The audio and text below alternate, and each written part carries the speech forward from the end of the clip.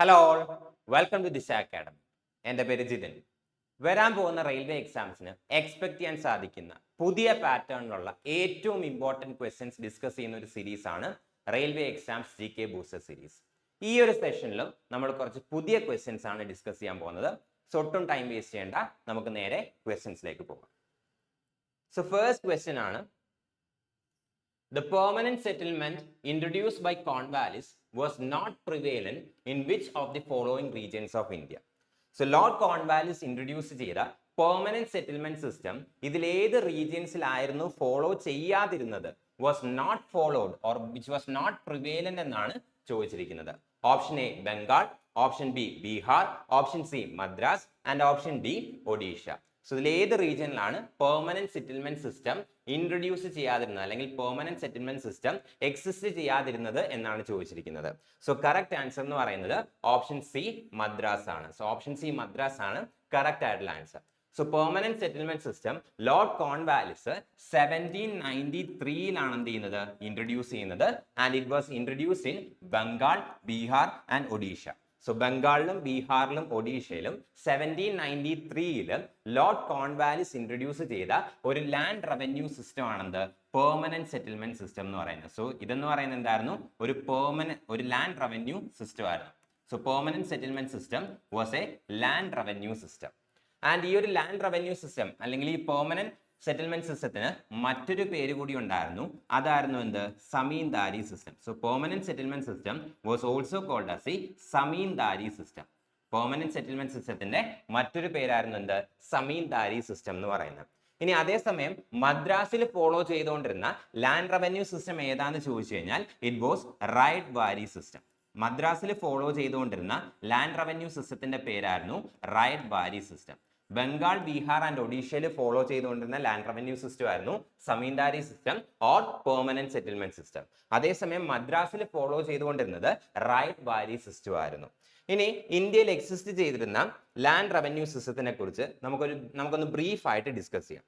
So ഇന്ത്യയിൽ mainly 3 land revenue systems ആയിരുന്നു എന്ത് ചെയ്യുന്നത്, ബ്രിട്ടീഷ് ടൈമിൽ എക്സിസ്റ്റ് ചെയ്യുന്നത്. ഏതൊക്കെയാണെന്ന് ചോദിച്ചു കഴിഞ്ഞാൽ first one was zamindari system or permanent settlement system. So zamindari സിസ്റ്റത്തിന്റെ മറ്റൊരു പേരാണെന്ത്, പെർമനന്റ് സെറ്റിൽമെന്റ് സിസ്റ്റം. ഇതായിരുന്നു ബ്രിട്ടീഷ് ടൈംസിൽ ഇന്ത്യയിൽ എക്സിസ്റ്റ് ചെയ്യുന്ന one of the land revenue system.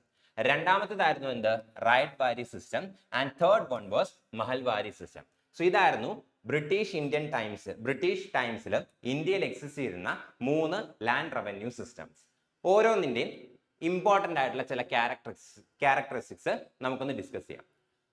First one is zamindari system or permanent settlement system. So zamindari system or permanent settlement system introduce ചെയ്യുന്നത് Lord Cornwallis ആണ്. And 1793 എന്ത് ചെയ്യുന്നത്, ഈ ഒരു land revenue system Lord Cornwallis introduce ചെയ്യുന്നത്. And ഇത് introduce ചെയ്തത് Bengal, Bihar, Odisha. So ബംഗാളിലും ബീഹാറിലും ഒഡീഷയിലും ആയിരുന്നു ഈ ഒരു സിസ്റ്റം ആദ്യമായിട്ട് ഇൻട്രൊഡ്യൂസ് ചെയ്യുന്നത്. പിന്നീട് അതെന്ത് ചെയ്തു, നോർത്ത് ഇന്ത്യയിലെ ചില പാർട്സിലേക്ക് കൂടി എക്സ്റ്റെൻഡ് ചെയ്യുകയായിരുന്നു ഉണ്ടായിരുന്നത്. സോ ഈ ഒരു land revenue system, zamindari system or permanent settlement system എന്ന് പറയുന്നത് ബംഗാൾ, ബീഹാർ, ഒഡീഷ ആൻഡ് നോർത്ത് ഇന്ത്യയുടെ ചില പാർട്സിലായിരുന്നു പ്രിവേലന്റ് ആയിട്ട് എക്സിസ്റ്റ് ചെയ്തുകൊണ്ടിരുന്നത്. ഇനി ഈ ഒരു സിസ്റ്റത്തിന്റെ അണ്ടറിൽ, സമീന്ദാരി ഓർ പെർമനന്റ് സെറ്റിൽമെന്റ് സിസ്റ്റത്തിന്റെ അണ്ടറിൽ ആർക്കായിരുന്നു ലാൻഡ് ഓണർഷിപ്പ് റൈറ്റ്സ് എന്ന് ചോദിച്ചു കഴിഞ്ഞാൽ ലാൻഡ് ലോഡ്സിന്, അതായത് സമീന്ദാസ് എന്ന് വിളിക്കപ്പെടുന്ന ലാൻഡ് ലോഡ്സിനായിരുന്നു ലാൻഡിന്റെ ഓണർഷിപ്പ് എന്ന് പറയുന്നത്. ആൻഡ് ഈ സമീന്ദാസിന്റെ കയ്യിൽ നിന്നായിരിക്കും എന്ത് ചെയ്യുന്നത്, ഗവൺമെന്റ് റവന്യൂ കളക്ട് ചെയ്യുന്നത്. സോ റവന്യൂ കളക്ട് ചെയ്യേണ്ട റെസ്പോൺസിബിലിറ്റി സമീന്ദാസിനാണ്. ആൻഡ് സമീന്ദാസ് ആണ് എന്ത് ചെയ്യേണ്ടത്, ഈ കളക്ട് ചെയ്ത റവന്യൂ ഗവൺമെന്റിന് കൊടുക്കേണ്ടത്. സോ ഈ ഒരു സിസ്റ്റത്തിന്റെ അണ്ടറിൽ സമീന്ദാസ് കളക്ട് ചെയ്യുന്ന ടോട്ടൽ റവന്യൂവിന്റെ 10/11 ഷെയർ ഗവൺമെന്റിനായിരിക്കും എന്ത് ചെയ്യുന്നത്, പ്രൊവൈഡ് ചെയ്യുന്നത്. പെർമനന്റ് സെറ്റിൽമെന്റ് സിസ്റ്റത്തിൽ ഓർ സമീന്ദാരി സിസ്റ്റത്തിൽ സമീന്ദാസ് ഫാമേഴ്സിന്റെ കയ്യിൽ നിന്ന് കളക്ട് ചെയ്യുന്ന ടോട്ടൽ റവന്യൂവിന്റെ 10/11 ഷെയർ, 11 ഷെയർസിൽ 10 ഷെയർസും ആർക്ക് കൊടുക്കണം, ഗവൺമെന്റിന് കൊടുക്കണം, ബ്രിട്ടീഷ് ഗവൺമെന്റിന് കൊടുക്കണം. ബാക്കി റിമൈനിങ് ആയിട്ട് വരുന്ന 1/11 ഷെയർ ഉണ്ടല്ലോ, ഇത് സമീന്ദാസിന് കീപ്പ് ചെയ്യാം. സോ ഇതെന്ത് ചെയ്യാം, സമീന്ദാസിന് കീപ്പ് ചെയ്യാം. ഇതായിരുന്നു permanent settlement system or zamindari system എന്ന് പറയുന്നത്. സോ ടോട്ടൽ റവന്യൂവിന്റെ 10/11 ഷെയർ ഗവൺമെന്റിന് കൊടുക്കണം. സമീന്ദാസ് കളക്ട് ചെയ്യുന്ന ടോട്ടൽ റവന്യൂവിന്റെ 10/11 ഷെയർ ഗവൺമെന്റിന് കൊടുക്കണം. ബാക്കി 1/11 ഷെയർ എന്ത് ചെയ്യാം? സമീന്ദാസിന് അവരുടെ കയ്യിൽ തന്നെ കീപ്പ് ചെയ്യാം. ഇങ്ങനെ റവന്യൂ കളക്ട് ചെയ്തതിന്റെ പ്രതിഫലമായിട്ട് എന്ത് ചെയ്യാൻ പറ്റും? അവർക്കത് കീപ്പ് ചെയ്യാനായിട്ട് സാധിക്കും. സോ ഇതായിരുന്നു permanent settlement system or zamindari system എന്ന് പറയുന്നത്. സോ രണ്ടാമത്തെ സിസ്റ്റം ആണ് എന്ത്? Ryotwari system. Ryotwari system introduce ചെയ്യുന്നത് സർ തോമസ് മൺട്രോയും ക്യാപ്റ്റൻ റീഡുമാണ്. സോ 1820സിലാണ് എന്ത് ചെയ്യുന്നത്? സർ തോമസ് മൺട്രോയും അതുപോലെ തന്നെ ക്യാപ്റ്റൻ റീഡും ഈ റൈറ്റ് ബാരി സിസ്റ്റം ഇൻട്രൊഡ്യൂസ് ചെയ്യുന്നത്. ആൻഡ് ഇത് എവിടെയൊക്കെയാണ് പ്രിവൈലന്റ് ആയിട്ട് ഇരുന്നതെന്ന് ചോദിച്ചു കഴിഞ്ഞാൽ Madras, Bombay and parts of Assam. മദ്രാസിലും ബോംബെയിലും ആസാമിന്റെ ചില പാർട്സിലുമായിരുന്നു റൈറ്റ് ബാരി സിസ്റ്റം എക്സിസ്റ്റ് ചെയ്തിരുന്നത്. ആൻഡ് ഈ റൈറ്റ് ബാരി സിസ്റ്റം ആദ്യമായിട്ട് ഇൻട്രൊഡ്യൂസ് ചെയ്യുന്നത് തമിഴ്നാട്ടിലാണ്. സോ തമിഴ്നാടിലാണ് എന്ത് ചെയ്യുന്നത്? ഈ ഒരു റൈറ്റ് ബാരി സിസ്റ്റം ആദ്യമായിട്ട് ഇൻട്രൊഡ്യൂസ് ചെയ്യുന്നത്. So ryotwari system was first introduce in Tamil Nadu. തമിഴ്നാട്ടിലാണ് ഫസ്റ്റ് ടൈം ആയിട്ട് റൈറ്റ് ബാരി സിസ്റ്റം ഇൻട്രൊഡ്യൂസ് ചെയ്യുന്നത്. ആൻഡ് അതിനുശേഷം എന്ത് ചെയ്തു? ഇത് ബോംബെയിലേക്ക് സ്പ്രെഡ് ചെയ്തു. ആൻഡ് പാർട്സ് ഓഫ് ആസാം, ആസാമിന്റെ ചില പാർട്സിലും എന്ത് ചെയ്തു? ഈ ഒരു സിസ്റ്റം ഇൻട്രൊഡ്യൂസ് ചെയ്തു. ആൻഡ് ഈ ഒരു സിസ്റ്റത്തിൽ ആർക്കാണ് ലാൻഡിന്റെ ഓണർഷിപ്പ് എന്ന് ചോദിച്ചു കഴിഞ്ഞാൽ റൈറ്റ്സിന്, അതായത് കൾട്ടിവേറ്റേഴ്സിന് തന്നെയാണെന്ത് ആ ഒരു ലാൻഡിന്റെ ഓണർഷിപ്പ് ലഭിക്കുന്നത്.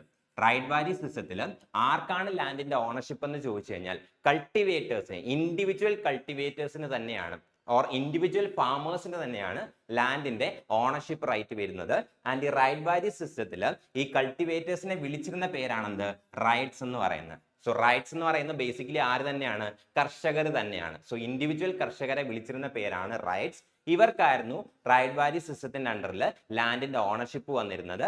ആൻഡ് ഇവരുടെ കയ്യിൽ നിന്ന് ഗവൺമെന്റ് നേരിട്ടായിരുന്നു ടാക്സ് കളക്ട് ചെയ്തുകൊണ്ടിരുന്നത്. സോ ആരാണ് ഈ ഒരു സിസ്റ്റത്തിൽ ടാക്സ് കൊടുത്തിരുന്നതെന്ന് ചോദിച്ചു കഴിഞ്ഞാൽ ഗവൺമെന്റ് ഡയറക്റ്റ് ആയിട്ട് കൾട്ടിവേറ്റേഴ്സിന്റെ ഓർ റൈറ്റ്സിന്റെ കയ്യിൽ നിന്നാണ് എന്ത് ചെയ്യുന്നത്? റവന്യൂ ഓർ ടാക്സ് കളക്ട് ചെയ്തുകൊണ്ടിരുന്നത്. ആ ഒരു സിസ്റ്റം ആണെന്ത്? റൈറ്റ് ബാരി സിസ്റ്റം എന്ന് പറയുന്നത്. ആൻഡ് മൂന്നാമത്തെ ഇമ്പോർട്ടന്റ് ആയിട്ടുള്ള ലാൻഡ് റവന്യൂ സിസ്റ്റം ആണെന്ത്? മഹൽബാരി സിസ്റ്റം എന്ന് പറയുന്നത്. 1822ലാണ് ഈ ഒരു സിസ്റ്റം ഇൻട്രൊഡ്യൂസ് ചെയ്യുന്നത്. ആൻഡ് ഈ സിസ്റ്റം ഇൻട്രൊഡ്യൂസ് ചെയ്യുന്നത് ഹോൾട്ട് മക്കൻസി ആണ്. ഹോൾട്ട് മക്കൻസി 1822ലാണ് മഹൽബാരി സിസ്റ്റം എന്നുള്ള ലാൻഡ് റവന്യൂ സിസ്റ്റം ഇൻട്രൊഡ്യൂസ് ചെയ്യുന്നത്. ആൻഡ് ഈ ഒരു സിസ്റ്റം പോപ്പുലറൈസ് ചെയ്യുന്നത് ലോർഡ് വില്യം ബെന്റിക് ആണ്. ഹോൾട്ട് മക്കൻസി 1822 ഇൻട്രൊഡ്യൂസ് ചെയ്തെങ്കിലും ഈ ഒരു സിസ്റ്റത്തിനെ കൂടുതൽ പോപ്പുലറൈസ് ചെയ്യിക്കുന്നത് ലോർഡ് വില്യം ബെന്റിക് ആണ്. 1822 ബംഗാൾ പ്രസിഡൻസിയുടെ ചില പ്രൊവിൻസസിൽ മാത്രമായിരുന്നു ഇത് ഇൻട്രൊഡ്യൂസ് ചെയ്യുന്നത്. എന്നാൽ ലോർഡ് വില്യം ബെന്റിക് എന്ത് ചെയ്തു? ഇത് പിന്നീട് നോർത്ത് ഇന്ത്യയിലേക്കും എക്സ്റ്റെൻഡ് ചെയ്തു. സോ നോർത്ത് ഇന്ത്യയിലേക്കും എന്ത് ചെയ്തു? എക്സ്റ്റെൻഡ് ചെയ്തു. സോ സെൻട്രൽ ഇന്ത്യയിലേക്കും പഞ്ചാബിലേക്കും ഒക്കെ ഈ ഒരു സിസ്റ്റം എക്സ്റ്റെൻഡ് ചെയ്യുന്നത് ലോർഡ് വില്യം ബെന്റിക് ആണ്. ഹോൾട്ട് മക്കൻസി ഈ ഒരു സിസ്റ്റം ഇൻട്രൊഡ്യൂസ് ചെയ്യുന്നത് നോർത്ത് വെസ്റ്റ് പ്രൊവിൻസസിലാണ്. So north west provinces of Bengal presidency, Bengal പ്രസിഡൻസിയുടെ നോർത്ത് വെസ്റ്റ് പ്രൊവിൻസസിലാണ് എന്ത് ചെയ്യുന്നത്? ഈ ഒരു സിസ്റ്റം ഇൻട്രൊഡ്യൂസ് ചെയ്യുന്നത്. ആൻഡ് ലോർഡ് വില്യം ബെന്റിക് എന്ത് ചെയ്യുന്നു? ഇത് സെൻട്രൽ ഇന്ത്യയിലേക്കും പഞ്ചാബിലേക്കും എക്സ്റ്റെൻഡ് ചെയ്യുന്നു. ആൻഡ് ഈ ഒരു സിസ്റ്റത്തിന്റെ അണ്ടറിൽ ആർക്കാണ് ലാൻഡിന്റെ ഓണർഷിപ്പ് എന്ന് ചോദിച്ചു കഴിഞ്ഞാൽ വില്ലേജ് കമ്മ്യൂണിറ്റീസിനാണെന്ത് ഈ ഒരു ലാൻഡിന്റെ ഓണർഷിപ്പ് റൈറ്റ്സ് എന്ന് പറയുന്നത്. ഓർ ജോയിന്റ് ഓണർഷിപ്പ് ആണ് ഈ ഒരു മഹൽബാരി സിസ്റ്റത്തിന്റെ പ്രത്യേകത എന്ന് പറയുന്നത്. സോ ലാൻഡിന്റെ ഓണർഷിപ്പ് മുഴുവൻ വില്ലേജിനായിരിക്കും ഓർ വില്ലേജിലുള്ള ഒരു കമ്മ്യൂണിറ്റി ആകെ മൊത്തമായിട്ടായിരിക്കും എന്ത് ലാൻഡിന്റെ ഓണർഷിപ്പ് വരുന്നത്.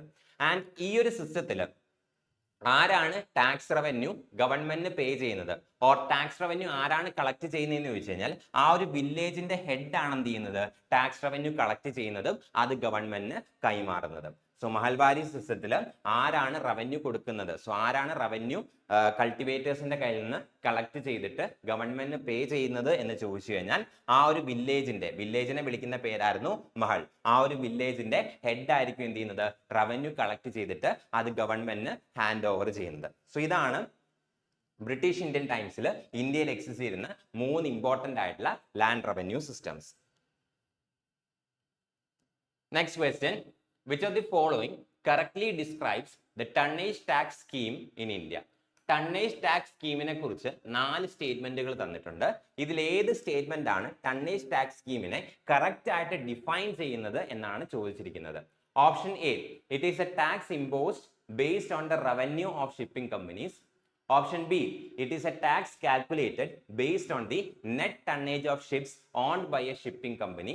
Option C, it is a tax levied only on international cargo handled by the Indian ports. And option D, it is a tax that applies to all logistics and transport companies in India. Tonnage tax scheme in the correct definition എന്താണെന്നാണ് ഇതിനകത്ത് ചോദിച്ചിരിക്കുന്നത്. So what is the correct definition of the tonnage tax scheme in India? So correct answer എന്ന് പറയുന്നത് option B ആണ്. It is a tax calculated based on the net tonnage of ships owned by a shipping company. ഒരു shipping company own ചെയ്യുന്ന ഷിപ്സിന്റെ net tonnage which means carrying കപ്പാസിറ്റിയുടെ ബേസിൽ impose ചെയ്യുന്ന ചുമത്തുന്ന ടാക്സ് ആണെന്ത് ഈ ഒരു ടണ്ണേജ് ടാക്സ് എന്ന് പറയുന്നത്. So what do you mean by tonnage tax? ഒരു ഷിപ്പിംഗ് കമ്പനി ഓൺ ചെയ്യുന്ന ഷിപ്സ് ക്യാരി ചെയ്യുന്ന വെയിറ്റിന്റെ ഓർ ക്യാരിയിങ് കപ്പാസിറ്റിയുടെ ബേസിസിൽ ചുമത്തുന്ന ടാക്സ് ആണെന്ത് ടണ്ണേജ് ടാക്സ് എന്ന് പറയുന്നത്. ആൻഡ് ഈ ഒരു ടാക്സിന്റെ പ്രത്യേകത എന്താണെന്ന് ചോദിച്ചു കഴിഞ്ഞാൽ ഒരു ഷിപ്പിംഗ് കമ്പനിക്ക് വേണമെന്നുണ്ടെങ്കിൽ എന്ത് ചെയ്യാൻ സാധിക്കും? ഈ ടണ്ണേജ് ടാക്സിലേക്ക് എൻറ്റർ ചെയ്യാനായിട്ട് സാധിക്കും. Or tonnage tax system adopt ചെയ്യാനായിട്ട് സാധിക്കും. അങ്ങനെയാണെന്നുണ്ടെങ്കിൽ അവരെന്ത് പേ ചെയ്യേണ്ട? കോർപ്പറേറ്റ് ടാക്സ് പേ ചെയ്യേണ്ട. അതായത് ഈ ഷിപ്പിംഗ് കമ്പനിയുടെ ടോട്ടൽ പ്രോഫിറ്റ് ബേസ് ചെയ്തിട്ടുള്ള കോർപ്പറേറ്റ് ടാക്സ് അവർ പേ ചെയ്യേണ്ട ആവശ്യമില്ല. പകരം എന്ത് പേ ചെയ്താൽ മതി? ആ ഒരു കമ്പനിയുടെ ഷിപ്സ് ക്യാരി ചെയ്യുന്ന ലോഡിന്റെ വെയിറ്റ് അനുസരിച്ചായിരിക്കും എന്ത് ചെയ്യുന്നത്? അവർക്ക് ടാക്സ് ഇമ്പോസ് ചെയ്യുന്നത്. സോ ഫൈനൽ പ്രോഫിറ്റിന്റെ മുകളിൽ കോർപ്പറേറ്റ് ടാക്സ് ആയിരിക്കില്ല ഇമ്പോസ് ചെയ്യുന്നത്. പകരം ആ ഒരു ഷിപ്പിംഗ് കമ്പനിയുടെ ഷിപ്സ് ക്യാരി ചെയ്യുന്ന ക്യാരിയിങ് കപ്പാസിറ്റിയുടെ അല്ലെങ്കിൽ ടണ്ണേജിന്റെ ബേസിസിലായിരിക്കും എന്ത് ചെയ്യുന്നത്? ടാക്സസ് ചാർജ് ചെയ്യുന്നത്. സോ ഇങ്ങനെ ടാക്സ് ചാർജ് ചെയ്യുമ്പോൾ അത് കോർപ്പറേറ്റ് ടാക്സിനേക്കാളും കുറവായിട്ടുള്ള ടാക്സ് ആയിരിക്കും. സോ ഈ ഷിപ്പിംഗ് കമ്പനീസിന് എന്താണ്? അത് കുറച്ച് ബെനിഫിറ്റ് ആണ്. സോ കൂടുതൽ ആൾക്കാർ എന്ത് ചെയ്യും? ഷിപ്പിംഗ് കമ്പനീസിലേക്ക് ഇൻവെസ്റ്റ് ചെയ്യും. ഓർ ഫോറിൻ കമ്പനീസ് എന്ത് ചെയ്യും? ഇന്ത്യയിൽ വന്നിട്ട് ഷിപ്പിംഗ് കമ്പനീസ് രജിസ്റ്റർ ചെയ്യും. അങ്ങനെ ഇന്ത്യയുടെ ഷിപ്പിംഗ് ഇൻഡസ്ട്രി എന്ത് ചെയ്യും? ഡെവലപ്പ് ചെയ്യും. അതിന് വേണ്ടിയിട്ടാണ് എന്ത് ചെയ്യുന്നത്? ടണ്ണേജ് ടാക്സ് ഇൻട്രൊഡ്യൂസ് ചെയ്യുന്നത്. സോ ടണ്ണേജ് ടാക്സ് ഇൻട്രൊഡ്യൂസ് ചെയ്യുന്നതിന്റെ മെയിൻ റീസൺ എന്ന് പറയുന്നത് ഇന്ത്യയിലുള്ള മാരിടൈം സെക്ടറിനെ ഓർ ഷിപ്പിംഗ് ഇൻഡസ്ട്രിയെ പ്രൊമോട്ട് ചെയ്യുന്നതിന് വേണ്ടിയിട്ടാണ് ടണ്ണേജ് ടാക്സ് സിസ്റ്റം എന്ത് ചെയ്യുന്നത്? ഇൻട്രൊഡ്യൂസ് ചെയ്യുന്നത്. ആൻഡ് ഈ ഒരു ടണ്ണേജ് ടാക്സ് ആദ്യമായിട്ട് ഇൻട്രൊഡ്യൂസ് ചെയ്യുന്നത് 2004 സോ 2004 എന്ത് ചെയ്യുന്നത്? ഈ ഒരു ടണ്ണേജ് ടാക്സ് ഇൻട്രൊഡ്യൂസ് ചെയ്യുന്നത് under the finance act. So 2004 പാസ്സാക്കിയിട്ടുള്ള ഫൈനാൻസ് ആക്ടിന്റെ അണ്ടറിലാണ് എന്ത് ചെയ്യുന്നത്? ടണ്ണേജ് ടാക്സ് ആദ്യമായിട്ട് ഇൻട്രൊഡ്യൂസ് ചെയ്യുന്നത്. ആൻഡ് ഈ ഒരു ടാക്സ് ഇൻട്രൊഡ്യൂസ് ചെയ്യുന്നത് കേൽക്കർ കമ്മിറ്റി റെക്കമെൻഡേഷൻസിന്റെ ബേസിസിലാണ്. സോ ഡയറക്ട് ടാക്സ് റിഫോംസിന് വേണ്ടിയിട്ട് ഒരു കമ്മിറ്റി രൂപീകരിച്ചിരുന്നു. ആ കമ്മിറ്റിയുടെ പേരാണെന്ത്? കേൽക്കർ കമ്മിറ്റി. കേൽക്കർ കമ്മിറ്റി റിഫോംസിന്റെ ബേസിസിൽ ആണ് ഫൈനാൻസ് ആക്ട് 2004 വഴി ഈ ഒരു ടണ്ണേജ് ടാക്സ് സ്കീം എന്ത് ചെയ്യുന്നത്? ഇന്ത്യയിൽ ഇൻട്രൊഡ്യൂസ് ചെയ്യുന്നത്. ഇനി ഈ ഒരു സ്കീം ഇപ്പോൾ എന്താണ് സിഗ്നിഫിക്കൻസ് എന്ന് ചോദിച്ചു കഴിഞ്ഞാൽ 2004 ഈ ഒരു ടണ്ണേജ് ടാക്സ് ഇൻട്രൊഡ്യൂസ് ചെയ്യുമ്പോൾ ഇത് ഷിപ്പിംഗ് സീയിലേക്ക് പോകുന്ന ഷിപ്സിന് മാത്രമായിരുന്നു ആപ്ലിക്കബിൾ ആയിട്ടുണ്ടായിരുന്നത്. സോ ഈ ഒരു ടാക്സ് എന്ന് പറയുന്നത് സീയിലേക്ക് പോകുന്ന കടലിലേക്ക് പോകുന്ന ഷിപ്സിന് മാത്രമായിരുന്നു ആപ്ലിക്കബിൾ ആയിട്ടുണ്ടായിരുന്നത്. എന്നാൽ ഇത്തവണത്തെ ബഡ്ജറ്റിൽ 2025-26 ബഡ്ജറ്റിൽ എന്ത് ചെയ്തു? ഈ സീ ഗോയിങ് ഷിപ്സിന് മാത്രമല്ല, കടലിലേക്ക് പോകുന്ന ഷിപ്സിന് മാത്രമല്ല, മറിച്ച് ഇൻലൻഡ് വാട്ടേഴ്സിൽ ഉള്ള ഷിപ്സിനും, സോ ഇൻലൻഡ് വാട്ടേഴ്സിൽ ട്രാവൽ ചെയ്യുന്ന ഷിപ്സിനും എന്ത് ചെയ്തു? ഈ ഒരു ടണ്ണേജ് ടാക്സ് സിസ്റ്റം അഡോപ്റ്റ് ചെയ്യാന്ന് ഗവൺമെന്റ് എന്ത് ചെയ്തു? ഇൻട്രൊഡ്യൂസ് ചെയ്തു. സോ ഇതാണ് ഈ ഒരു സ്കീമിന്റെ ഇപ്പോഴത്തെ ഇമ്പോർട്ടൻസ് എന്ന് പറയുന്നത്. 2025-26 ബഡ്ജറ്റിൽ ടണ്ണേജ് ടാക്സിന്റെ സ്കോപ്പ് എന്ത് ചെയ്തു?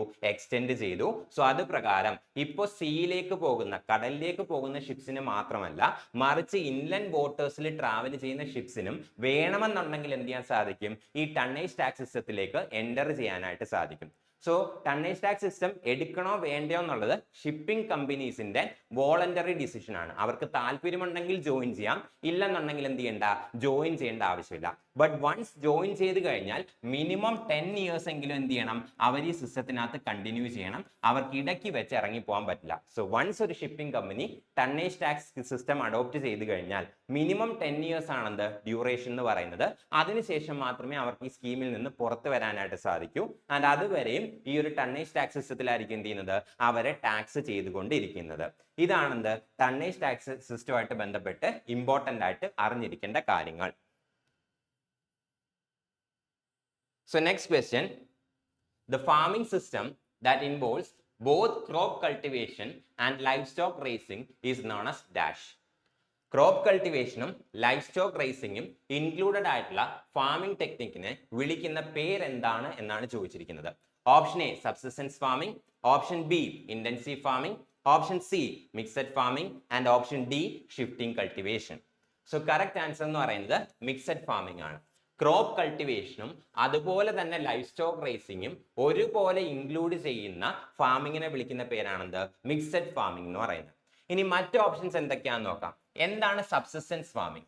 സോ സബ്സിസ്റ്റൻസ് ഫാമിംഗ് എന്ന് പറയുമ്പോൾ ഇവിടെ കൃഷി ചെയ്യുന്നതും ഫുഡ് ക്രോപ്സ് കൃഷി ചെയ്യുന്നതും അതുപോലെ തന്നെ ലൈഫ് സ്റ്റോക്സിനെ റേസ് ചെയ്യുന്നതും ആ ഒരു ഫാമിലിയുടെ അല്ലെങ്കിൽ ആ ഒരു കൃഷി നടത്തുന്നവരുടെ സബ്സിസ്റ്റൻസിന് വേണ്ടിയിട്ടാണ്. അതായത് അവർക്ക് യൂസ് ചെയ്യുന്നതിന് വേണ്ടിയിട്ടാണ് എന്ത് ചെയ്യുന്നത്? അവർ കൾട്ടിവേഷൻ നടത്തുന്നതും അതുപോലെ തന്നെ എന്ത് ചെയ്യുന്നത്?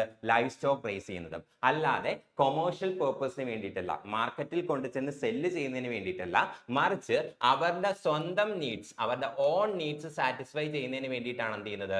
സബ്സിസ്റ്റൻസ് ഫാമിംഗിൽ അവർ ക്രോപ്പ് കൾട്ടിവേഷൻ നടത്തുന്നതും ലൈഫ് സ്റ്റോക്ക് റേസ് ചെയ്യുന്നതും. അങ്ങനെയുള്ള സിസ്റ്റം ആണെന്ത്? സബ്സിസ്റ്റൻസ് ഫാമിംഗ് എന്ന് പറയുന്നത്. സോ സ്വന്തം ആവശ്യങ്ങൾക്ക് വേണ്ടി കൃഷി ചെയ്യുന്നു അല്ലെങ്കിൽ കന്നുകാലികളെ വളർത്തുന്നു. ആ ടൈപ്പ് ഓഫ് സിസ്റ്റം ആണെന്ത്? സബ്സിസ്റ്റൻസ് ഫാമിംഗ് എന്ന് പറയുന്നത്. Then next is intensive farming. എന്താണ് ഇന്റൻസീവ് ഫാമിംഗ്?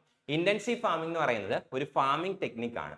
അതായത് ലിമിറ്റഡ് ലാൻഡിൽ നിന്ന് മാക്സിമം ഔട്ട്പുട്ട് പ്രൊഡ്യൂസ് ചെയ്യുക. സോ ലിമിറ്റഡ് ലാൻഡേ കാണുള്ളൂ. ഈ ഒരു ലിമിറ്റഡ് ലാൻഡിൽ നിന്ന് ടെക്നിക്സ്, പലവിധ ടെക്നിക്സ് യൂസ് ചെയ്തുകൊണ്ട്, അതായത് എന്താണ് എഫിഷ്യൻറ്റ് യൂസ് ഓഫ് ലേബർ, അതായത് ലേബർ എഫിഷ്യൻ്റ് ആയിട്ട് യൂസ് ചെയ്തുകൊണ്ട്, ഫെർട്ടിലൈസേഴ്സ് യൂസ് ചെയ്തുകൊണ്ട്, അതുപോലെ തന്നെ പുതിയ പുതിയ ടെക്നിക്കുകൾ യൂസ് ചെയ്തുകൊണ്ട് മാക്സിമം ഔട്ട്പുട്ട് പ്രൊഡ്യൂസ് ചെയ്യുക. ഈ ഒരു സിസ്റ്റത്തിനെ വിളിക്കുന്ന പേരാണെന്ത്? Intensive farming. സോ ലിമിറ്റഡ് ലാൻഡിൽ നിന്ന് മാക്സിമം ഔട്ട്പുട്ട് പ്രൊഡ്യൂസ് ചെയ്യുക through the use of technology or through the efficient use of resources. അതിനെ വിളിക്കുന്ന പേരാണെന്ത്? Intensive farming. So last one ആണെന്ത്? Shifting cultivation. സോ ഷിഫ്റ്റിംഗ് കൾട്ടിവേഷന് മറ്റൊരു പേര് കൂടിയുണ്ട്, that is slash and burn agriculture. So shifting കൾട്ടിവേഷന്റെ മറ്റൊരു പേരാണെന്ത്? Slash and burn agriculture. ഇനി എന്താണ് സ്ലാഷ് ആൻഡ് ബേൺ അഗ്രികൾച്ചർ എന്ന് ചോദിച്ചു കഴിഞ്ഞാൽ, ഫോറസ്റ്റ് ഉണ്ടല്ലോ, കാട്. സോ ഫോറസ്റ്റ് എന്ത് ചെയ്യും? ഫോറസ്റ്റിന്റെ ഒരു പാർട്ട് ക്ലിയർ ചെയ്യും. ഫോറസ്റ്റിന്റെ ഒരു പാർട്ട് ക്ലിയർ ചെയ്തതിന് ശേഷം അവിടെയുള്ള ട്രീസ് എല്ലാം എന്ത് ചെയ്യും? ബേൺ ചെയ്യും. സോ ബേൺ ചെയ്തതിന് ശേഷം ആ ഒരു ലാൻഡ് കൾട്ടിവേഷന് വേണ്ടിയിട്ട് യൂസ് ചെയ്യും. ആ ഒരു ലാൻഡിന്റെ ഫെർട്ടിലിറ്റി കംപ്ലീറ്റ് ആയിട്ട് അവസാനിക്കുമ്പോൾ എന്ത് ചെയ്യും? ആ ഒരു ലാൻഡ് അബാൻഡൻ ചെയ്തു ഉപേക്ഷിച്ചിട്ട് മറ്റൊരു ലാൻഡിലേക്ക് പോയിട്ട് ഈ സെയിം പ്രോസസ്സ് റിപ്പീറ്റ് ചെയ്യും. അതായത് കാട് വൃത്തിയാക്കും. വൃത്തിയാക്കിയതിന് ശേഷം എന്ത് ചെയ്യും? ആ മരങ്ങളെല്ലാം കൂടി കത്തിക്കും. കത്തിച്ചതിന് ശേഷം ആ ഒരു ലാൻഡ് യൂസ് ചെയ്യും. ആ ഒരു ലാൻഡിന്റെ ഫെർട്ടിലിറ്റി പോയി കഴിയുമ്പോൾ ആ ഒരു ലാൻഡും അബാൻഡൻ ചെയ്യും, പുതിയൊരു ലാൻഡിലേക്ക് പോകും. ഇതാണ് ഷിഫ്റ്റിംഗ് കൾട്ടിവേഷൻ. ഒരു ലാൻഡിൽ നിന്ന് മറ്റൊരു ലാൻഡിലേക്ക് ഷിഫ്റ്റ് ചെയ്യുന്നു. കൃഷി ചെയ്യുന്നതിന് വേണ്ടിയിട്ട് ഒരു ലാൻഡ് സെലക്ട് ചെയ്യും. അവിടെയുള്ള ട്രീസ് എല്ലാം എന്ത് ചെയ്യും? ക്ലിയർ ചെയ്യും, വെട്ടിമാറ്റും. വെട്ടിമാറ്റിയതിന് ശേഷം അതെല്ലാം ബേൺ ചെയ്യും, കത്തിച്ച് കളയും. കത്തിച്ചതിന് ശേഷം ആ ഒരു ലാൻഡ് കൾട്ടിവേഷന് വേണ്ടിയിട്ട് യൂസ് ചെയ്യും. ആ ഒരു ലാൻഡിന്റെ ഫെർട്ടിലിറ്റി അവസാനിച്ച് കഴിയുമ്പോൾ ആ ഒരു ലാൻഡ് ഉപേക്ഷിച്ച് മറ്റൊരു ലാൻഡിലേക്ക് പോയിട്ട് ഈ സെയിം പ്രൊസീജിയർ തന്നെ എന്ത് ചെയ്യുന്നു? ഫോളോ ചെയ്യുന്നു. ഇതിനെ വിളിക്കുന്ന പേരാണെന്ത്? Shifting cultivation.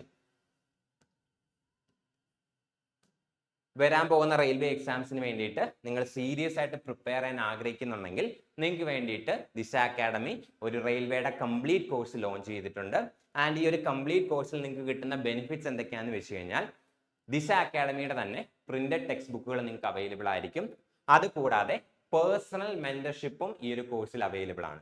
എക്സ്പേർട്ട് ഫാക്കൽറ്റീസ് ആണ് നിങ്ങളുടെ ക്ലാസ്സസ് ലീഡ് ചെയ്യുന്നത്. സോ ഇൻട്രസ്റ്റഡ് ആണെന്നുണ്ടെങ്കിൽ, നിങ്ങൾക്ക് സീരിയസ് ആയിട്ട് പ്രിപ്പയർ ചെയ്യണം, സിസ്റ്റമാറ്റിക് ആയിട്ട് പ്രിപ്പയർ ചെയ്യണം എന്നുണ്ടെങ്കിൽ ഈ ഒരു കോഴ്സിൽ ജോയിൻ ചെയ്യാം. സോ ഫർദർ ഡീറ്റെയിൽസിന് വേണ്ടിയിട്ട് സ്ക്രീനിൽ കാണുന്ന നമ്പറിൽ കോൺടാക്ട് ചെയ്താൽ മതി. 8075753676. സോ ഈ നമ്പറിൽ കോൺടാക്ട് ചെയ്ത് കഴിഞ്ഞാൽ നിങ്ങൾക്ക് ഫർദർ ഡീറ്റെയിൽസ് കിട്ടുന്നതായിരിക്കും. ഇൻട്രസ്റ്റഡ് ആണെങ്കിൽ ജോയിൻ ചെയ്യുക.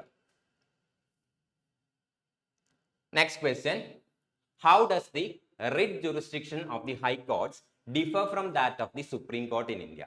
സുപ്രീം കോർട്ടിന്റെ writ jurisdiction ഹൈ കോർട്സിന്റെ writ jurisdictionൽ നിന്ന് എങ്ങനെയാണ് ഡിഫറെന്റ് ആകുന്നത് എന്നാണ് ചോദിച്ചിരിക്കുന്നത്. Option A, supreme court can issue writs only for the enforcement of legal rights, whereas the high courts can issue writs for fundamental rights only. Option B, the high courts can issue writs for both fundamental rights and other legal rights, while the Supreme Court can issue writs only for the fundamental rights. Option C, both the Supreme Court and the High Courts can issue writs only for the legal rights. Option D, the writ jurisdiction of the Supreme Court is broader than that of the High Courts. ഇതിൽ ഏതാണ് supreme കോർട്ടിന്റെയും ഹൈക്കോർട്ടിന്റെയും writ jurisdiction തമ്മിലുള്ള difference correct ആയിട്ട് explain ചെയ്യുന്ന statement എന്നാണ് ചോദിച്ചിരിക്കുന്നത്. So correct answer എന്ന് പറയുന്നത് ഓപ്ഷൻ ബി ആണ്. That is high courts can issue Ritz for both the fundamental rights and other legal rights, while the Supreme Court can issue writs only for the fundamental rights. ഇനി ഈ ഒരു writ jurisdiction supreme കോർട്ടിന് കിട്ടുന്നത് Indian കോൺസ്റ്റിറ്റ്യൂഷന്റെ article 32 പ്രകാരമാണ്. Indian കോൺസ്റ്റിറ്റ്യൂഷന്റെ article 32 ആണ് supreme കോർട്ടിന് എന്ത് ചെയ്യുന്നത്, writ jurisdiction provide ചെയ്യുന്നത്. അതേസമയം ഹൈക്കോർട്ടിന് റിറ്റ് ജുറിസ്ഡിക്ഷൻ കിട്ടുന്നത് ഇന്ത്യൻ കോൺസ്റ്റിറ്റ്യൂഷന്റെ ആർട്ടിക്കിൾ 226 പ്രകാരമാണ്. സോ ആർട്ടിക്കിൾ 32 പ്രകാരമാണ് സുപ്രീം കോർട്ടിന് റിറ്റ് ജുറിസ്ഡിക്ഷൻ കിട്ടുന്നത്, ആൻഡ് ആർട്ടിക്കിൾ 226 പ്രകാരമാണ് ഹൈക്കോർട്ടിന് എന്ത് കിട്ടുന്നത്, റിറ്റ് ജുറിസ്ഡിക്ഷൻ കിട്ടുന്നത്. ഇനി ഇവരുടെ റിറ്റ് ജുറിസ്ഡിക്ഷൻ, സുപ്രീം കോർട്ടിന്റെയും ഹൈക്കോർട്ടിന്റെയും റിറ്റ് ജുറിസ്ഡിക്ഷൻ തമ്മിലുള്ള വ്യത്യാസം എന്താണെന്ന് നോക്കിക്കഴിഞ്ഞാൽ, ഫണ്ടമെന്റൽ റൈറ്റ്സ് എൻഫോഴ്സ് ചെയ്യിക്കുന്നതിന് വേണ്ടി മാത്രമേ എന്ത് ചെയ്യാൻ സാധിക്കൂ, സുപ്രീം കോർട്ടിന് റിറ്റ്സ് ഇഷ്യൂ ചെയ്യാനായിട്ട് പറ്റൂ. സോ ഫണ്ടമെന്റൽ റൈറ്റ്സുമായിട്ട് ബന്ധപ്പെട്ടിട്ടുള്ള കാര്യങ്ങൾ ഓർ ഫണ്ടമെന്റൽ റൈറ്റ്സ് അവൈലബിൾ ആക്കുന്നതിന് വേണ്ടിയിട്ട് മാത്രമേ എന്ത് ചെയ്യാൻ സാധിക്കൂ, സുപ്രീം കോർട്ടിന് ആർട്ടിക്കിൾ 32 പ്രകാരം റിറ്റ്സ് ഇഷ്യൂ ചെയ്യാനായിട്ട് സാധിക്കൂ. എന്നാൽ ഹൈക്കോർട്സിന് ആർട്ടിക്കിൾ 226 പ്രകാരം ഫണ്ടമെന്റൽ റൈറ്റ്സിനും അതേപോലെ തന്നെ ലീഗൽ റൈറ്റ്സ് എൻഫോഴ്സ് ചെയ്യിക്കുന്നതിന് വേണ്ടിയിട്ട് എന്ത് ചെയ്യാൻ പറ്റും, റിറ്റ്സ് ഇഷ്യൂ ചെയ്യാനായിട്ട് പറ്റും. സുപ്രീം കോർട്ടിന് ആർട്ടിക്കിൾ 32 പ്രകാരം ഫണ്ടമെന്റൽ റൈറ്റ്സ് എൻഫോഴ്സ് ചെയ്യിക്കാനായിട്ട്, ഫണ്ടമെന്റൽ റൈറ്റ്സ് നടപ്പിലാക്കുന്നതിന് വേണ്ടിയിട്ട് മാത്രമേ എന്ത് ചെയ്യാൻ സാധിക്കൂ, റിറ്റ്സ് ഇഷ്യൂ ചെയ്യാനായിട്ട് സാധിക്കൂ. എന്നാൽ ആർട്ടിക്കിൾ 226 പ്രകാരം ഹൈക്കോർട്സിന് ഫണ്ടമെന്റൽ റൈറ്റ്സ് എൻഫോഴ്സ് ചെയ്യിക്കുന്നതിന് വേണ്ടിയിട്ടും റിറ്റ്സ് ഇഷ്യൂ ചെയ്യാം, അതുപോലെ തന്നെ ലീഗൽ റൈറ്റ്സ് എൻഫോഴ്സ് ചെയ്യിക്കുന്നതിന് വേണ്ടിയിട്ടും എന്ത് ചെയ്യാൻ സാധിക്കും, റിറ്റ്സ് ഇഷ്യൂ ചെയ്യാനായിട്ട് സാധിക്കും. ഇനി മറ്റൊരു ഡിഫറൻസ് കൂടിയുണ്ട്. സുപ്രീം കോർട്ടിന് ഓൾ ഓവർ ഇന്ത്യ എന്ത് ചെയ്യാൻ സാധിക്കും, റിറ്റ്സ് ഇഷ്യൂ ചെയ്യാനായിട്ട് സാധിക്കും. സോ ത്രൂ ഔട്ട് ഇന്ത്യ മുഴുവൻ ബാധകമാകുന്ന രീതിയിൽ റിറ്റ്സ് ഇഷ്യൂ ചെയ്യാനായിട്ട് സുപ്രീം കോർട്ടിന് സാധിക്കും. എന്നാൽ ഹൈക്കോർട്ടിന് ഹൈക്കോർട്ടിന്റെ ജുറിസ്ഡിക്ഷൻ എന്താണോ ആ ജുറിസ്ഡിക്ഷന്റെ അകത്ത് മാത്രമേ എന്ത് ചെയ്യാൻ സാധിക്കൂ, റിറ്റ്സ് ഇഷ്യൂ ചെയ്യാനായിട്ട് സാധിക്കൂ. സോ മറ്റൊരു ഡിഫറൻസ് എന്ന് പറയുന്നത്, സുപ്രീം കോർട്ടിന് ത്രൂ ഔട്ട് ഇന്ത്യ അല്ലെങ്കിൽ സുപ്രീം കോർട്ട് ഇഷ്യൂ ചെയ്യുന്ന റിറ്റ്സ് ത്രൂ ഔട്ട് ഇന്ത്യ ബാധകമാണ്. എന്നാൽ ഹൈക്കോർട്സിന് ഹൈക്കോർട്ടിന്റെ ജുറിസ്ഡിക്ഷൻ എന്താണോ ആ ജുറിസ്ഡിക്ഷന്റെ അകത്ത് നിന്ന് മാത്രമേ എന്ത് ചെയ്യാൻ സാധിക്കൂ, റിറ്റ്സ് ഇഷ്യൂ ചെയ്യാനായിട്ട് സാധിക്കൂ. സപ്പോസ് കേരള ഹൈക്കോർട്ട് ആണെന്നുണ്ടെങ്കിൽ കേരള ഹൈക്കോർട്ടിന് കേരളത്തിന്റെ അകത്ത് മാത്രമേ എന്തിനുള്ള പവർ ഉള്ളൂ, റിറ്റ്സ് ഇഷ്യൂ ചെയ്യാനായിട്ടുള്ള പവർ ഉള്ളൂ. എന്നാൽ സുപ്രീം കോർട്ടിനെ സംബന്ധിച്ച് ഓൾ ഓവർ ഇന്ത്യ എന്തുണ്ട്, അവർക്ക് റിറ്റ്സ് ഇഷ്യൂ ചെയ്യാനുള്ള പവർ ഉണ്ട്. അതായത് ടെറിട്ടോറിയൽ ജുറിസ്ഡിക്ഷൻ എന്ന് പറയുന്നത് സുപ്രീം കോർട്ടിനാണ് കൂടുതൽ, ഹൈക്കോർട്ടിന്റെ ടെറിട്ടോറിയൽ ജുറിസ്ഡിക്ഷൻ എന്ന് പറയുന്നതാണ് കുറവാണ്. ഹൈക്കോർട്ടിന്റെ ജുറിസ്ഡിക്ഷൻ എന്താണോ അവിടെ മാത്രമേ എന്ത് ചെയ്യാൻ സാധിക്കൂ, ഹൈക്കോർട്സിന് റിറ്റ്സ് ഇഷ്യൂ ചെയ്യാനായിട്ട് സാധിക്കുള്ളൂ.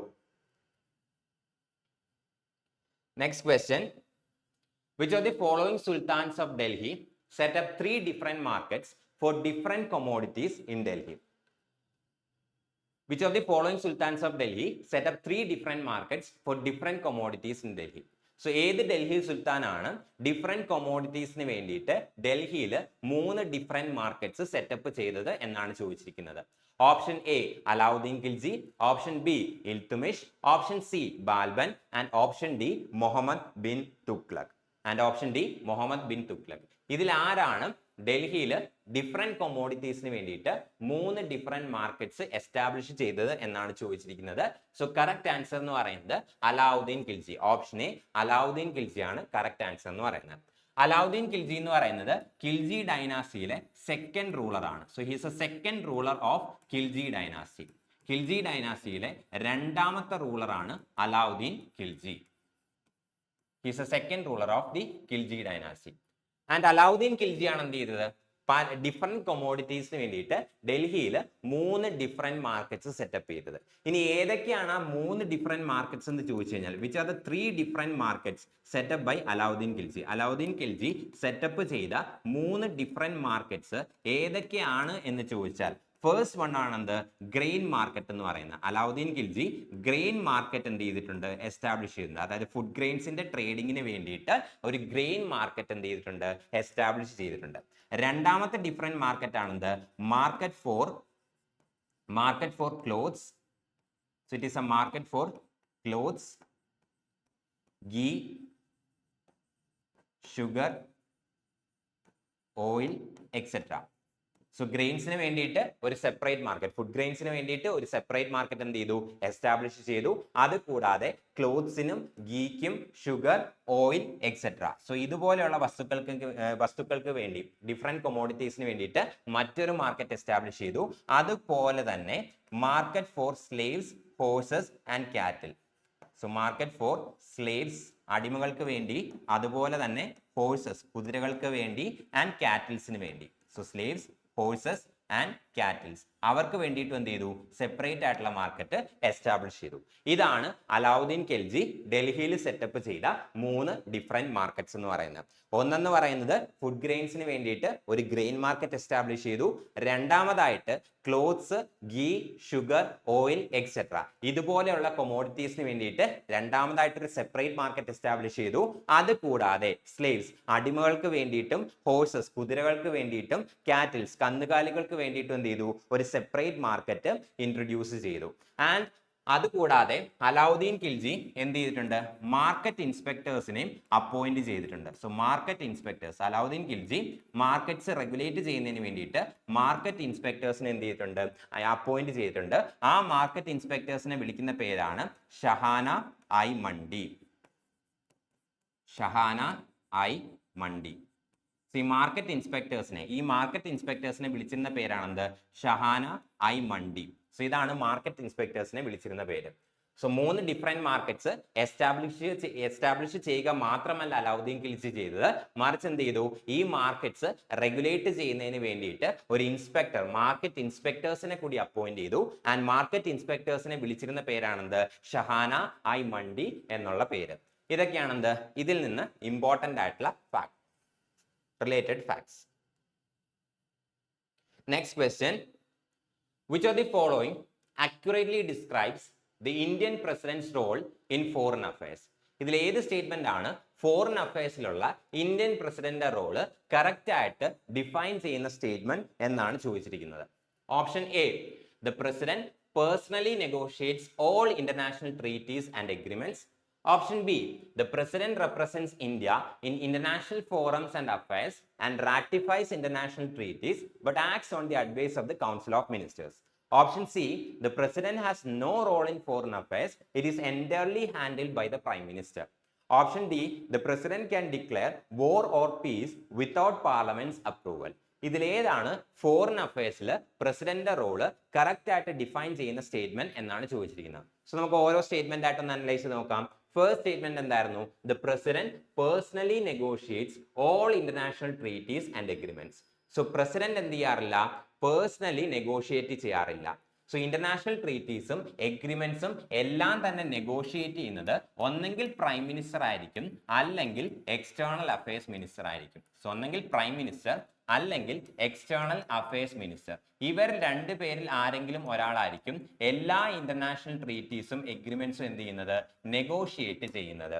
ബട്ട് ഈ ട്രീറ്റീസും എഗ്രിമെന്റ്സും എല്ലാം സൈൻ ചെയ്യപ്പെടുന്നത് പ്രസിഡന്റിന്റെ പേരിലായിരിക്കും. സോ സൈൻ ചെയ്യപ്പെടുന്നത് പ്രസിഡന്റിന്റെ പേരിലാണ്, ബട്ട് നെഗോഷിയേറ്റ് ചെയ്യുന്നത് ആരാണ്, പ്രൈം മിനിസ്റ്റർ അല്ലെങ്കിൽ എക്സ്റ്റേണൽ അഫയേഴ്സ് മിനിസ്റ്റർ ആണ്.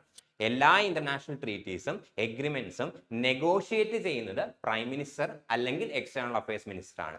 ബട്ട് ഈ ഇന്റർനാഷണൽ ട്രീറ്റീസ് ആൻഡ് എഗ്രിമെന്റ്സ് എല്ലാം തന്നെ സൈൻ ചെയ്യപ്പെടുന്നത് പ്രസിഡന്റിന്റെ പേരിലാണ്. സോ പ്രസിഡന്റിന്റെ പേരിലാണ് ഇതെല്ലാം സൈൻ ചെയ്യപ്പെടുന്നത്. ബട്ട് പ്രസിഡന്റ് എന്ത് ചെയ്യാറില്ല, പേഴ്സണലി നെഗോഷിയേറ്റ് ചെയ്യാറില്ല. പകരം നെഗോഷിയേഷൻ എല്ലാം ചെയ്യുന്നത് ആരാണ്, ഒന്നെങ്കിൽ പ്രൈം മിനിസ്റ്റർ ആണ് അല്ലെങ്കിൽ എക്സ്റ്റേണൽ അഫയേഴ്സ് മിനിസ്റ്റർ ആണ്. സോ ഈ ഫസ്റ്റ് സ്റ്റേറ്റ്മെന്റ് എന്താണ്, തെറ്റാണ്. പ്രസിഡന്റ് എന്ത് ചെയ്യാറില്ല, പേഴ്സണലി നെഗോഷിയേറ്റ് ചെയ്യാറില്ല. രണ്ടാമത്തെ സ്റ്റേറ്റ്മെന്റ് എന്തായിരുന്നു, the president represents India in international forums and affairs and ratifies international treaties but acts on the advice of the council of ministers. So ഈ ഒരു സ്റ്റേറ്റ്മെന്റ് എന്താണ്, കറക്റ്റ് ആയിട്ടുള്ള സ്റ്റേറ്റ്മെന്റ് ആണ്. അതായത് എല്ലാ ഇന്റർനാഷണൽ ഫോറത്തിലും, അതുപോലെ തന്നെ എല്ലാ ഇന്റർനാഷണൽ അഫയേഴ്സും പ്രസിഡന്റ് ആണ് എന്ത് ചെയ്യുന്നത്, ഇന്ത്യ റെപ്രസെന്റ് ചെയ്യുന്നത്. അതുപോലെ തന്നെ എല്ലാ ഇന്റർനാഷണൽ ട്രീറ്റീസും റാറ്റിഫൈ ചെയ്യുന്നത് ആര് തന്നെയാണ്, പ്രസിഡന്റ് തന്നെയാണ്. ബട്ട് പ്രസിഡന്റ് ഇതെല്ലാം ചെയ്യുന്നത് കൗൺസിൽ ഓഫ് മിനിസ്റ്റേഴ്സിന്റെ അഡ്വൈസിന്റെ ബേസിസിലാണ്. സോ എല്ലാ ഇന്റർനാഷണൽ ഫോറത്തിലും ഇന്ത്യ റെപ്രസെന്റ് ചെയ്യുന്നതും എല്ലാ ഇന്റർനാഷണൽ ട്രീറ്റീസും റാറ്റിഫൈ ചെയ്യുന്നതും പ്രസിഡന്റ് ആണ്. ആൻഡ് പ്രസിഡന്റ് ഈ കാര്യങ്ങളൊക്കെ ചെയ്യുന്നത് കൗൺസിൽ ഓഫ് മിനിസ്റ്റേഴ്സിന്റെ അഡ്വൈസിന്റെ ബേസിലാണ്. So this statement is correct. ഈ ഒരു സ്റ്റേറ്റ്മെന്റ് എന്താണ്? കറക്റ്റ് ആണ്. ഇനി മൂന്നാമത്തെ സ്റ്റേറ്റ്മെന്റ് നോക്കാം. The president has no role in foreign affairs. It is entirely handled by the prime minister. So ഈ ഒരു സ്റ്റേറ്റ്മെന്റ് എന്താണ്? തെറ്റാണ്. സോ പ്രസിഡന്റിന് ഒരു റോളും ഇല്ല എന്നാണ് ഈ സ്റ്റേറ്റ്മെന്റ് പറയുന്നത്, വിച്ച് ഈസ് ഇൻകറക്റ്റ്. സോ പ്രസിഡന്റിന് നിന്നുണ്ട് ലിമിറ്റഡ് ആയിട്ടുള്ള റോൾ ഉണ്ട്, ഫോറിൻ അഫയേഴ്സിൽ ലിമിറ്റഡ് ആയിട്ടുള്ള റോൾ ഉണ്ട്. ബിക്കോസ് എല്ലാ ഇന്റർനാഷണൽ ട്രീറ്റീസും സൈൻ ചെയ്യപ്പെടുന്നത് പ്രസിഡന്റിന്റെ പേരിലാണ്. അതുപോലെ തന്നെ ഇന്ത്യയെ എല്ലാ ഇന്റർനാഷണൽ ഫോറത്തിലും റെപ്രസെന്റ് ചെയ്യുന്നത് ആര് തന്നെയാണ്? പ്രസിഡന്റ് തന്നെയാണ്. സോ നോ റോൾ, ഒരു റോളും ഇല്ല എന്ന് പറയുന്നത് എന്താണ്? തെറ്റായിട്ടുള്ള സ്റ്റേറ്റ്മെന്റ് ആണ്. സോ തേർഡ് സ്റ്റേറ്റ്മെന്റ് എന്താണ്? തെറ്റാണ്.